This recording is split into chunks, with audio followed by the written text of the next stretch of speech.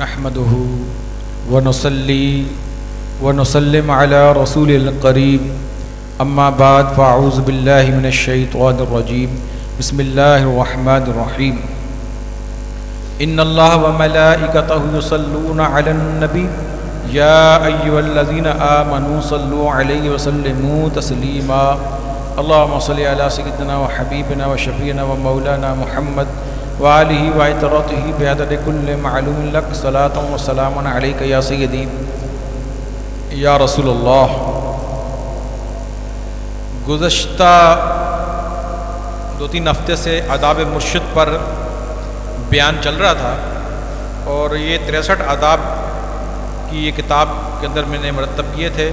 جو کہ 23 آپ کے سامنے پہلے بیان ہوئے۔ اسی کو آگے بڑھاتے ہوئے یہ بزرگان دین فرماتے ہیں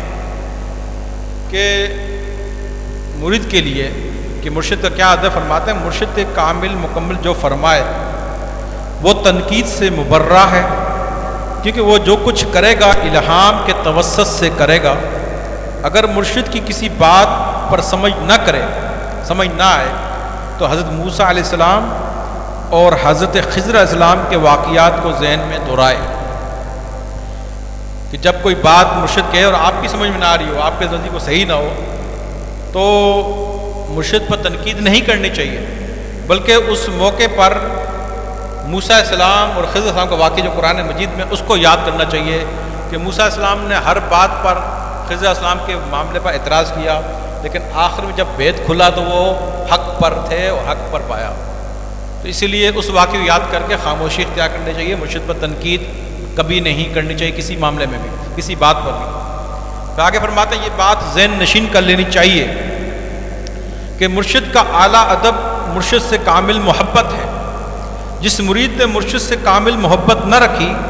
اور اپنی تمام خواہشات پر مرشد کو ترجیح نہ دی، وہ مرید اس راہ میں کامیاب نہ ہوگا، کیونکہ مرشد کی مثال سیڑھی کی سی ہے، اس کے ذریعے سے ہی چڑھ کر تو اللہ تعالیٰ کی بارگاہ کو پہنچتا ہے۔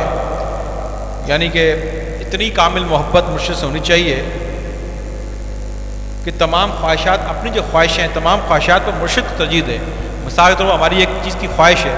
اور مرشد منع کر دے کہ نہیں یہ کام نہیں کرنا، جبکہ ہماری شدید خواہش ہے اور مرشد منع کر دے، تو وہ اپنی خواہش کو ترک کر دینا چاہیے، مرشد کی رائے کو ماننا چاہیے، مرشد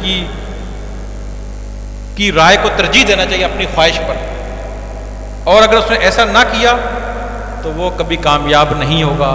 اس لیے کہ مرشد کی مثال کہتے ہیں کہ جیسے سیڑھی کی سی ہے، چھت پہ جانے کے لیے سیڑھی، تو یہ وہ سیڑھی ہے جس سے چڑھ کر تو اللہ کی بارگاہ میں پہنچے گا۔ اللہ کی بارگاہ میں جانے کے لیے سیڑھی مرشد کامل ہے، اس کو دامن کو پکڑ کے تو اللہ کی بارگاہ میں پہنچ جائے گا۔ تو آگے فرماتے ہیں تمام اہل طریقت نے اس بات پر اتفاق کیا ہے کہ سچے مرید کو کی ایک علامت یہ ہے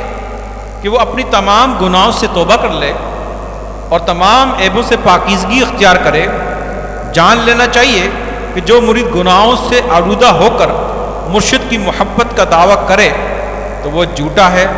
جیسا کہ اس کو مرشد سے محبت نہیں تو مرشد کو بھی اس سے محبت نہیں۔ جب مرشد کو محبت نہیں تو اللہ تعالیٰ کو بھی اس سے محبت نہیں، کیونکہ اللہ تعالیٰ کی رضا مرشد کی رضا میں ہے۔ تو فرمایا کہ جو مرید، کتنی زبردست بات کی ہے، اس ایک بات پر بھی اگر آپ عمل کر لیں تو دنیا آخرت میں بیڑا آپ کا پار ہو جائے گا کہ تمام اہل طریقت سے مراد تمام اولیاء کرام جو تاریخ میں جتنے بھی گزرے ہیں، تمام اولیاء کرام، تمام اہل طریقت نے اس بات پر اتفاق کیا، یعنی اس پہ اختلاف نہیں کیا، اتفاق کیا ہے کہ جو مرید جو ہے اس کی علامت یہ ہوتی ہے، مرید کی علامت کیا یہ ہوتی ہے کہ وہ اپنے ہر گناہوں سے، تمام گناہوں سے ایک ہی دفعہ توبہ کر لے اور جتنے عیب اس کے اندر ہیں ان سے پاکیزگی اختیار کر لے، یہ ہوتا ہے مرید۔ لیکن جو مرید گناہوں سے سچی توبہ نہ کرے اور اپنے عیبوں سے پاکیزگی حاصل نہ کرے تو فرمایا وہ جو مرشد سے محبت کا دعویٰ کرتا ہے گناہوں کی آلودگی اور اپنے عیبوں کے ساتھ، فرمایا وہ جھوٹا ہے، کیونکہ اگر اس کو مرشد سے محبت ہوتی تو پھر یہ مرشد جیسا نہ بنتا، کسی کو کسی سے محبت ہو ویسا اس میں فنا نہیں ہوتا۔ اس موقع پر ایک بات مجھے یاد آ گئی، ایک بزرگ کے پاس ایک شخص آیا کہنے لگا حضرت مجھے آپ سے بیعت ہونی ہے، آپ کا مرید بننا چاہتا ہوں، آپ کا چاہنے والا بننا چاہتا ہوں۔ آپ نے فرمایا کبھی تم نے عشق کیا ہے؟ عشق کرنا آتا ہے؟ کہہ رہا عشق تو نہیں کیا۔ فرمایا تو پہلے عشق کرنا تو سیکھ لے، پھر تو مرید بننا، جا کسی چیز سے عشق کر، عشق کرنا تجھے آ جائے پھر تجھے میں مرید بناؤں گا۔ چنانچہ وہ گیا، اس کو سمجھ میں کس چیز سے عشق کروں، اس کا ایک بیل تھا، بولے چلا بیل سے عشق کرتا ہوں۔ اس نے بیل سے ایسا عشق کیا، اتنی محبت کی، اس کو دلانا دلانا کھلانا، روزانہ بیل کے دن رات بیل کے محبت میں کھو گیا۔ پھر ایک دن وقت آیا، وہ آیا، حضرت نے کہا آؤ آؤ اندر آ جاؤ۔ کہنے لگا کہ میں اندر تو آنا چاہتا ہوں لیکن میرے سینگ مجھے اندر نہیں آنے دیتے۔ یعنی اتنا کھو گیا کہ اس نے میں سینگ وہ بیل بن گئی، اتنا کھو گیا، اتنا اسے فنا ہو گیا، بیل فنا ہو گیا۔ تو شیخ کے اندر فنا ہونا چاہیے۔ جب تک تو اپنے شیخ میں فنا نہیں ہوگا تو فنا فی اللہ کا مقام کیسے پائے گا؟ تو شیخ میں فنا ہوگا تو فنا فی اللہ کا مقام پائے گا۔ تو فنا کیسے ہوگا؟ فنا ہوگا تو ظاہری بات ہے تو کہے گا یار امامہ مرشد کا ہے تو میرا بھی ہے، دوسرے مرشد کی تو میری بھی ہونی چاہیے، داڑھی مرشد کی میری ہے، مونچھیں پس مرشد کی میری بھی، مرشد ایسا لباس پہنتا ہے میرا بھی، ٹخنے سے پائیں چاہیے میرا بھی چاہیے، مرشد نماز پڑھتا ہے میں بھی پڑھوں گا، جو کام میرا پیر کرتا ہے وہ میں کروں گا۔ اس کو تو فنا کہتے ہیں، خالی زبانی کلامی فنا اور کام الٹے، یہ فرمایا جھوٹا۔ اس کے لیے لفظ اہل طریقت نے اتفاق کر لیا کہ ایسا شخص جھوٹا ہے، اور فرمایا جیسا کہ اس کو حقیقت میں مرشد سے محبت نہیں تو مرشد کو بھی اس سے محبت نہیں، اور جب مرشد کو محبت نہیں فرمایا اللہ تعالیٰ کو بھی اس سے محبت نہیں، اور اللہ تعالیٰ کو محبت نہیں کیونکہ فرمایا کیوں؟ فرمایا اس لیے کہ اللہ تعالیٰ کی رضا تو مرشد کی رضا میں ہے۔ اللہ تعالیٰ کی رضا پانا چاہتا ہے کہ اللہ مجھ سے راضی ہو جائے، اپنے پیر کو راضی کر لے، کہ مرشد کی رضا، اللہ تعالیٰ کی رضا مرشد کی رضا میں ہے۔ پھر آگے فرمایا تو جو مرید گناہوں سے سچی توبہ کرتا ہے اور مرشد کے بتائے ہوئے طریقے پر ذکر و اذکار کرتا ہے اور سنت مصطفیٰ صلی اللہ علیہ وسلم پر عمل کرتا ہے، اگر وہ زبان سے مرشد کی محبت کا اقرار نہ کرے تو بھی اس کا عمل ظاہر کر رہا ہے کہ وہ ایسے مرید سے عمل ظاہر کر رہا ہے کہ وہ اس کو اپنے مرشد سے بڑی محبت ہے۔ ایسے مرید سے مرشد بھی محبت کرتا ہے، مرشد کو بھی محبت ہوتی ہے۔ یعنی جو مرید جتنا باعمل ہوگا اس راہ میں مجاہدہ اور ریاضت کرنے والا ہوگا اور مرشد کی خدمت میں جان و مال سے حاضر ہوگا کو مرشد کو اتنی ہی اس مرید سے محبت بڑھ جائے گی۔ اور مرشد کی محبت کا مطلب ہوا کہ اللہ تعالیٰ اور اس کے حبیب صلی اللہ علیہ وسلم کو بھی اس سے محبت ہے، اور وہ اس مرید سے راضی ہیں۔ اللہ تعالیٰ اور اس کے حبیب اس مرید سے راضی ہیں اگر مرشد راضی ہے۔ امام غزالی رحمۃ اللہ علیہ فرماتے ہیں کہ بندے کا غیر مفید کاموں میں مشغول ہونا اس بات کی علامت ہے کہ اللہ تعالیٰ نے اس بندے سے اپنی نظر عنایت پھیر لی ہے۔ یعنی کوئی ایسا کام جو غیر مفید سے یوں کہہ لو جس کا فائدہ نہ دنیا میں نہ آخرت میں، ایک کام انسان کرتا ہے اس کو دنیا میں فائدہ، کپڑا بیچ رہا ہے، دکانداری کر رہا ہے، کوئی مال کما، کوئی اپنی محنت مزدوری کر رہا ہے، اس کا فائدہ دنیا میں مال و زر کی صورت میں مال آئے گا، پھر اپنے گھر میں آٹا لائے گا، کپڑا لائے گا، جو ضروریات کی چیزیں وہ لائے گا، اپنے گھر والے ماں باپ کی بیوی بچوں کی خدمت کرے گا، اہل و عیال کی خدمت کرے گا، اپنے مرشد کی خدمت کرے گا مال سے، تو یہ ایک مفید کام ہو گیا۔ اور ایک کام ایک ایسا جیسے بھی آپ بیٹھے ہوئے ہیں، اس کا فائدہ آپ کو آخرت میں ہے، یہ غیر مفید کام نہیں بلکہ مرشد کے چہرے کا دیدار اللہ کی عبادت ہے ایک کے اندر شامل، خانہ کعبے کا دیدار اللہ کی عبادت، ماں باپ کے چہرے کا دیدار اللہ کی عبادت، تو یہ بھی مفید کام ہے، آخرت میں اس کا فائدہ ہے۔ تو کچھ چیز کا فائدہ دنیا میں وہ بھی صحیح ہے، کسی چیز کا فائدہ آخرت میں وہ بھی ٹھیک ہے، لیکن دو چیزوں کے بیچ میں جس کا فائدہ نہ دنیا میں نہ آخرت میں وہ غیر مفید کام ہے، یعنی غیر ضروری کام غیر مفید کام ہے۔ اگر کوئی آدمی ایسے کاموں میں مشغول ہو جائے جس کا فائدہ نہ دنیا میں ہے نہ آخرت میں، تو فرمایا اس آدمی کو یہ اس علامت میں سے ایک علامت ہے کہ آدمی کو یہ سمجھ لینا چاہیے کہ اللہ تبارک و تعالیٰ نے اپنی نظر عنایت اس بندے سے پھیر دی ہے، ہٹا دی ہے۔ تو سمجھ جانا جب غیر اللہ تعالیٰ کی نظر عنایت ہٹ جائے گی تو وہ غیر مفید کاموں میں مشغول ہو جائے گا، اس کا فائدہ نہ دنیا میں نہ آخرت میں۔ فرمایا اس بات سے مرید کو یہ نہیں سمجھنا چاہیے کہ میری بخشش اللہ تعالیٰ کا فضل و کرم سے نہیں بلکہ میرے اعمال سے ہوگی، یہ غلط بات ہے، بلکہ بخشش تو اللہ تعالیٰ کے فضل و کرم سے ہوگی، لیکن بندہ جب تک اپنے آپ کو عبادت و بندگی سے اللہ تعالیٰ کی رحمت کا لائق نہیں بنائے گا تو اللہ تعالیٰ کی رحمت نصیب نہیں ہوگی، کیونکہ اللہ تعالیٰ قرآن پاک میں ارشاد فرماتا ہے ان رحمت اللہ قریب من المحسنین، کہ اللہ تعالیٰ کی بے شک اللہ کی رحمت نیکوکاروں کے قریب ہے۔ تو معلوم یہ چلا کہ جنت اللہ کے فضل سے ملتی ہے، لیکن اللہ کے فضل کو پانے کے لیے نیک کام کرنے پڑیں گے، اللہ کی بندگی کا جو حق ہے وہ ہمیں ادا کرنا پڑے گا، اللہ کی عبادت کرنی پڑے گی، اللہ کو دنیا میں راضی کرنا پڑے گا۔ تو نیک کام کرنے سے، اللہ کی عبادت کرنے سے، اللہ کی بندگی کا حق ادا کرنے سے اللہ کا فضل حاصل ہوتا ہے، اور اللہ کے فضل سے جنت حاصل ہوتی ہے۔ پھر فرمایا، امام شورانی رحمۃ اللہ علیہ فرماتے ہیں کہ مشائخ کبار نے اس بات پر اتفاق کیا ہے کہ اپنے مرشد کی محبت کی شرائط میں سے ایک یہ بھی ہے کہ مرید اپنے مرشد کی گفتگو کے علاوہ دیگر تمام لوگوں کی گفتگو سننے سے اپنے کان بند کر لیں۔ پس مرید کبھی بھی ملامت کرنے والوں کی ملامت کو نہ سنیں، یہاں تک کہ تمام شہر والے ایک صاف میدان میں جمع ہو کر اپنے مرشد سے نفرت دلائیں اور ہٹانا چاہیں تو وہ لوگ اس بات پر یعنی مرید کو مرشد سے دور کرنے پر قدرت نہ رکھیں۔ مشائخ کبار یعنی بڑے اولیاء غوث الاعظم رضی اللہ تعالیٰ، امام ربانی، مجد الثانی، بابا فرید گنج شکر رحمۃ اللہ علیہ، خواجہ صاحب رحمۃ اللہ، شہاب الدین سہروردی، بڑے کبار یعنی بڑے اولیاء کرام نے یہ اس بات پر اتفاق کیا ہے کہ مرشد کے محبت کی شرائط میں ایک شرط، یہ بڑی زبردست بات ہے، اگر یہ بات آپ نے اپنے ذہن میں رکھ لی تو کبھی اپنے پیر کو آپ نہیں چھوڑ سکتے، کبھی آپ خراب نہیں ہو سکتے۔ فرماتے ہیں مرشد کی محبت کی شرائط میں ایک شرط یہ ہے،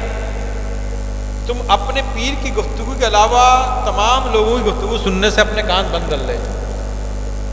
بس مرید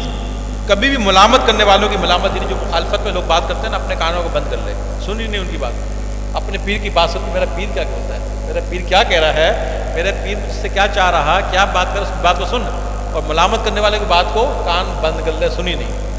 یہاں تک کہ پھر کیا ہو کہ ایسا معاملہ تمہارا ہو جائے کہ ایک شہر کے اندر تو جس شہر میں رہتا ہے، سارے شہر والے سوائے تیرے، سارے شہر والے تیرے پیر کے مخالف ہو جائیں اور تو اکیلا تنہا رہ جائے۔ پھر ایسا ہو کہ ایک صاف میدان میں تمہیں لے جائیں وہ لوگ، ایک سامنے کھڑا کر دیں، اور اس کے بعد وہ لوگ تیرے پیر کی مخالفت شروع کر دیں، سارے پورا شہر، تیرا پیر ایسا ہے، تیرا پیر ایسا ہے، وہ ایسا ہے، دنیا بھر کی مخالفت باتیں پروپیگنڈے وہ کرتے رہے، ایک گھنٹہ گزر جائے کرتے رہے، پھر آخر بولے ہاں بھائی کیا اثر ہو تم پہ، تو اس کو کہنا چاہیے یار پتہ نہیں تم لوگوں نے کیا ایسا کیا ہے کہ میرے مرشد کی محبت میں اضافہ ہو گیا ہے۔ یہ ہے مرید بھائی، اگر آپ ایسے ہیں تو مرید ہیں، ورنہ اس لسٹ سے اپنے نام کو نکال دیں۔ ابھی آپ مرید نہیں بنے، کوشش کریں بن جائیں، یہ نہیں کہ آپ یہیں سے نکل جائیں، مطلب یہ مرید نہیں بنے آپ، لیکن کوشش کریں بن جائیں گے۔ اگر اتنا وصف، اتنا بڑا وصف آپ کے دل میں ہے تو پھر تو آپ مرید ہیں، اور اگر نہیں ہے تو آپ مرید کھلانے کے قابل نہیں۔ آپ کوشش کریں، طالب ہیں، کوشش کریں کہ آپ مرید کے درجے پہ آ جائیں۔ تو مرید کے لیے یہ ایک فرمایا کہ اپنے مرشد کی گفتگو کے علاوہ کوئی گفتگو نہ سنیں، ملامت کرنے والوں کی باتوں کو نہ سنیں،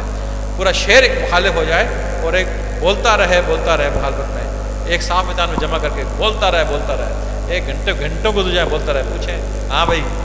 وہ خوش ہو جائیں کہ آپ اپنے پیر سے ہی پھر جائے گا، اپنے پیر کے مخالف ہو جائے گا، اتنا ہم نے اس کو سمجھایا، اتنا بولا، سب مخالف ہو گیا ہے، تو اس کو کہنا چاہیے یار پتہ نہیں تم لوگوں نے کیا کیا ہے کہ مرشد کا عشق اور بڑھ گیا ہے۔ تو یہ مرید کا درجہ ہے، یہ کبار اولیاء کرام کا اتفاق ہے، ان کا کہنا ہے۔ تو میں نے پہلے بھی آپ کو بتایا یہ کتاب جو ہے میں نے مرتب کی، میں نے خود اپنے پاس یہ بات میں نے اپنے پاس نہیں لکھی، مرتب کا مقصد ہے بڑی کتابوں سے اولیاء کا سے دیکھ کر لکھنا، میں نے دیکھ کر ہی مرتب کر دی۔ اس لیے جو ہے آپ یہ جو آداب مرشد جو بیان کیے جا رہے ہیں ان کو توجہ کے ساتھ سنیں اور غور و فکر کریں۔ جو باتیں آج دو بڑی بہترین باتیں کہی گئی ہیں، تو بڑی بہترین آداب مرشد کی جان، تبھی میں بیان کروں گا، اس میں یہ دو باتیں میں سمجھتا ہوں اس کی جان ہے، ان کو اگر آپ ذہن دو باتوں کو رکھ لیں گے نا تو کہیں نہیں خراب ہوگا۔ ایک یہ کہ گناہوں سے آلودہ ہو کر اور سچی توبہ نہ کرے، عیبوں کو رکھ کر مرشد سے محبت کا دعویٰ کرنا، کہ ایسا آدمی جھوٹا ہے، اور وہ جھوٹے آدمی کی محبت اللہ مرشد کے پاس قبول نہیں، مرشد جیسے اس کو مرشد سے حقیقی محبت نہیں، اگر ہوتی تو وہ مرشد جیسا بنتا،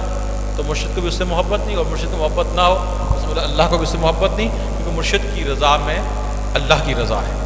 ایک یہ بہترین بات، اگر آپ نے دیکھا یار یہ تو ایسا ہے تو کل سے بھائی میں تو داڑھی رکھوں گا، میں امام باندھوں گا، میں دوسروں کو میں نماز پڑھوں گا، جیسا پیر میں اپنے پیر جیسا بن جاؤں گا، توبہ کر سکتا موقع ہے، توبہ کر کے ایسا بن جائے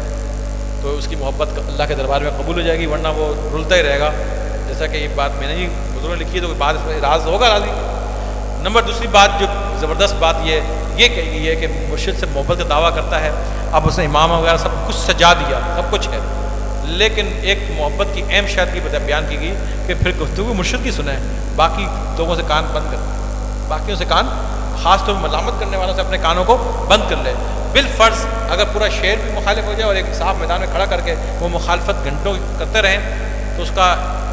معاملہ اندر اتنا مضبوط ہو کہ یار پوچھے کیا ہوا, بولا یہ ہوا کہ تم لوگوں نے گھنٹوں مخالفت کی, نہ جانے تم نے کیا کیا ہے کہ میرا مرشد کا عشق تو بہت تھا میرے اندر لیکن اب اور اضافہ ہو گیا اور بڑھ گیا. یہ دو باتیں اس کے اندر کسی کے اندر پائی جائے نا, ایسا زبردست اللہ کا ولی بنے گا یقیناً, تو بہت کامیاب ہو, کہیں مار نہیں کھائے گا. اللہ تبارک و تعالیٰ سے دعا ہے اللہ تعالیٰ ہم سب کو ان باتوں پر عمل کرنے کی توفیق عطا فرمائے. آمین بجائے نبی المرسلین و آخر دعوانا الحمد للہ رب العالمین.